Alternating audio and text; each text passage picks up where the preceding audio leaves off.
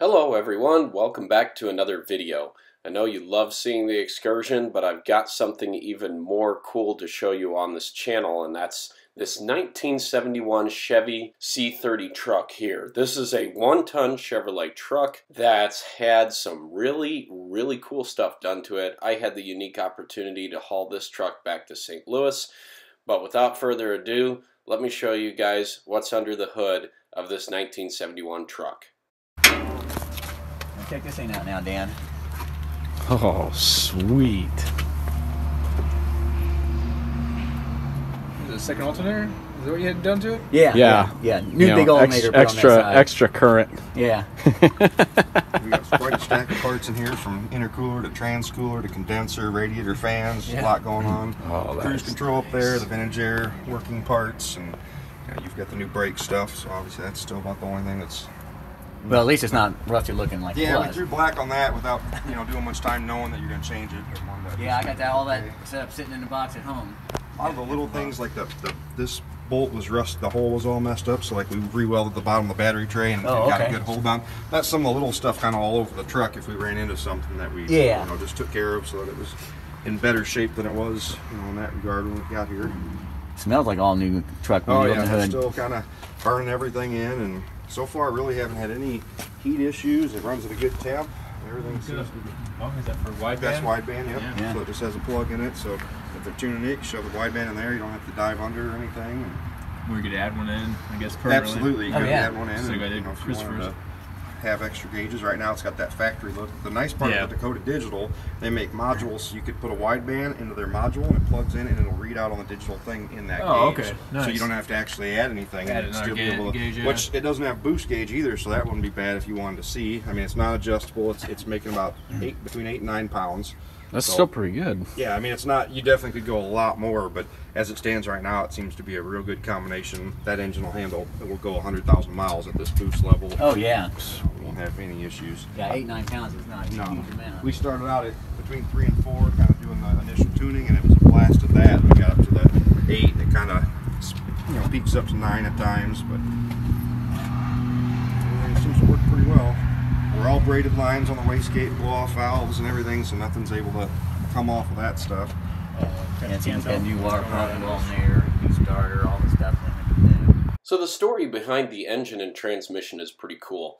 It's a 5.3 that came out of a Silverado with about 130,000 miles on it. They then went through and beefed up a 4L80E transmission, put a deep pan on it, and they put a Borg-Warner turbo on it, as you can see here. I got the really cool opportunity to drive this truck, but before we get to the clips of driving it around, here's a few more things on the inside. There we've got the relays are marked. This is all the fuses to do with the injection. In the paperwork, there's a little paper that shows you what each of these fuses control, but that's all serviceable like that. They don't leave you much any room in there, do they? No, there isn't a lot of glove box. And then this is the connector for scanning it.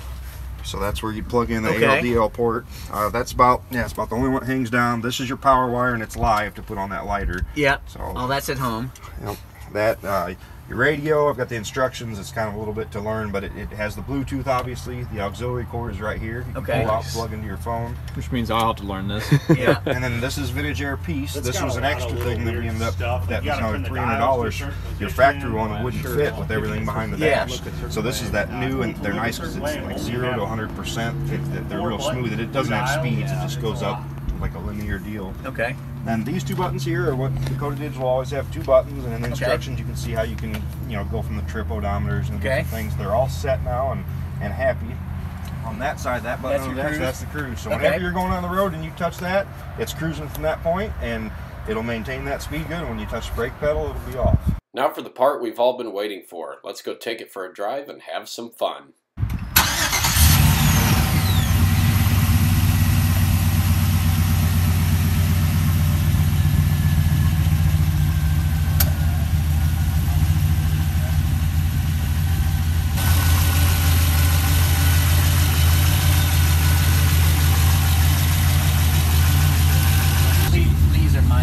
Audio guys. There you go. A little sub would be pretty good, but so like I said, this is the factory GM dash. Yep, from another one. from another, but it was like a 68, which that's why you had the notch just over here. Yeah. Oh, I wondered about that. That was the only difference that they had. They changed in like 71, like switching the lights over here, and then you had to have that was not different.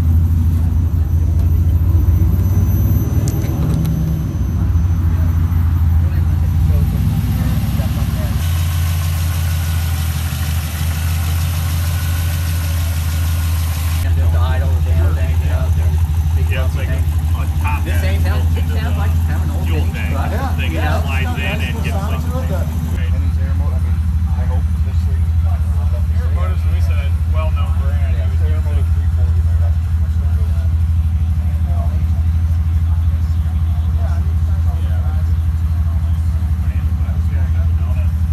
Oh yeah, we have two dozen donuts there. My brain's done. It's all good, yeah.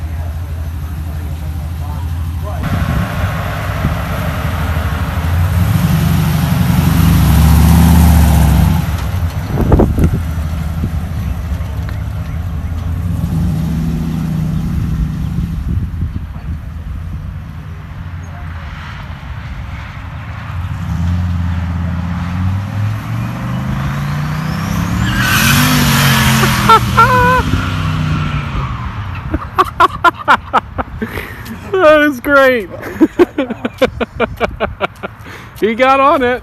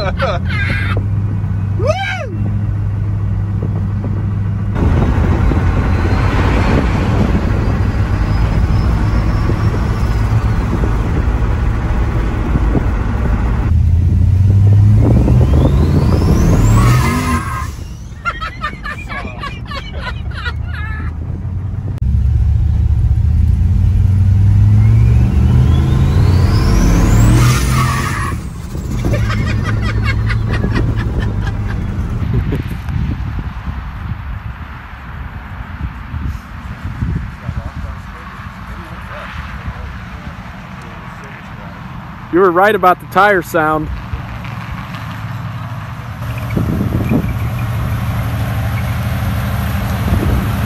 it. Too busy firing his handiwork out in front of your place. You didn't realize the whole time we pulled out of here that he was just spinning the one wheel. That's all. Yeah, I was like, I go, he goes, what? Spinning? I go, they didn't have they left the driveway. Yeah. Oh yeah, I kept thinking like, damn, that motor off loud. And I was like, shit, so bang, all the smoke's going on. Yeah, it was at the limiters cruising on the street. Well, it barely fit, guys. This truck wheelbase could not have been any longer than it is.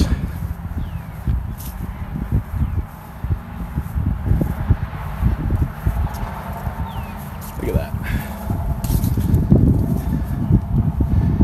But it fits.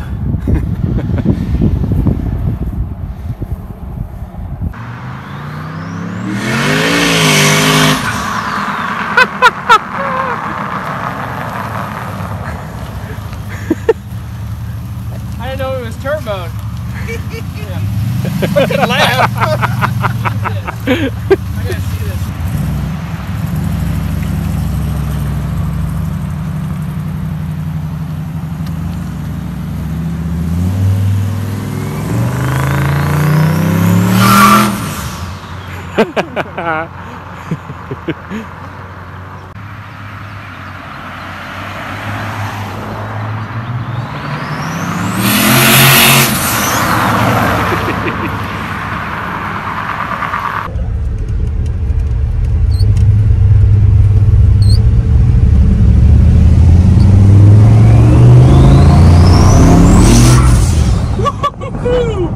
Dude, that is awesome. Dude, it's insane.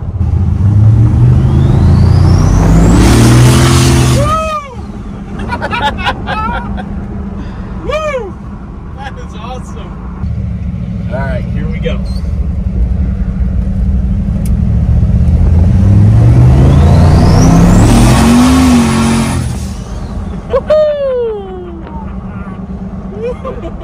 Dude.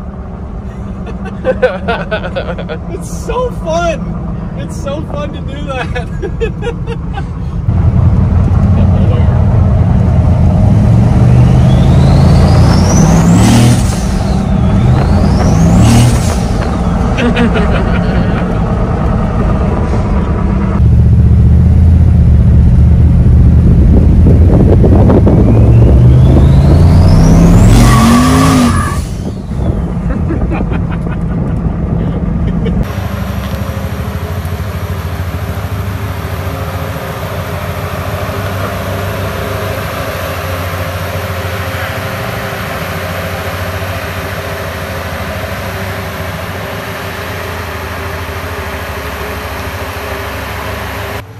Oh yeah, you're good.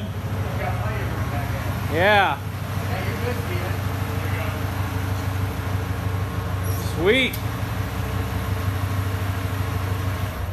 So there you go, guys. I hope you enjoyed that little fun experience I'm able to share with you here via video. It's a super fun truck to drive. We didn't want to get it up too fast because the tires are still really old. You can hear them roaring down the highway, but it's so fun to feel how brutally fast that thing accelerates, even with it just lighting the one tire up, because there's so much power and so little traction.